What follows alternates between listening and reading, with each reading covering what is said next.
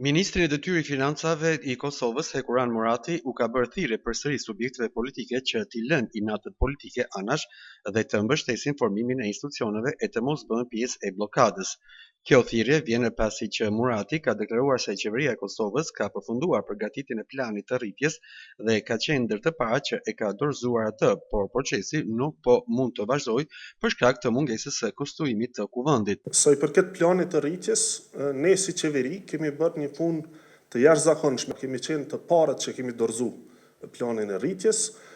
Mirë po tash, siç e dini, pra situata është e tillë që nuk ka kuvend i cili mund të marrë vendime sa i përket ratifikimit të një pakoje të tillë. Ne si qeveri, kurdo që kuvendi është i gatshëm, jemi pra në gjendje ta dërgojmë, ta procedojmë tutje dhe të ratifikohet. Prandaj edhe një herë, kjo është thirrje për subjektet opozitare që t'i thirrin arsyes, t'i lënë inatet politike anash dhe të mbështesin pra formimin e institucioneve e të mos bëhen pjesë e bllokadës që siç e kemi parë deri më tani pra kanë bërë çmos që ta zvarrisin procesin, që ta bllokojnë përgjatë rrugës, që të qesin kushte iracionale të panatyrshme përkundër ftesave tona në vazhdimsi, pra që të bëhemi bashkë. I pyetur se sa rrezikon shtetin mos miratimi i buxhetit të vitit 2026, Murati tha se nuk varet nga qeveria në detyrë. Sipas tij, nga ana e tyre kuvendi ishte i konstituuar, por megjithatë ishte gjykata kushtetuese që vendosi që kuvendi nuk mund të konsiderohet i konstituuar. Sa i përket buxhetit, deri në fund të vitit, pra kemi buxhetin në fuqi, pra deri me 31 dhjetor, buxheti aktual është i mjaftueshëm, është i mirë planifikuar dhe po ekzekutohet.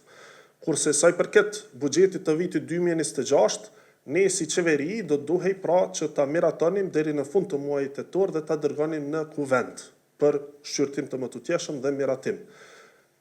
Po të varej prej neve, kuvendi ka qenë i konstituuar, siç e dini. Domethënë me përmbylljen dhe me ezaurimin e opsioneve për të zgjedhur njërin nga 5 nënkryetarët dhe njërin nga 6 anëtarët e kryesisë, kuvendi do të ishte i konstituuar dhe ne do të procedonim tutje edhe me zgjedhjen e qeverisë dhe potencialisht pra para fundit të muajit tetor edhe me votimin e buxhetit. Megjithatë ishte gjykata kushtetuese që vendosi që kuvendi nuk mund të konsiderohet i konstituuar dhe ende nuk e ka publikuar vendimin pra se si të procedohet tutje.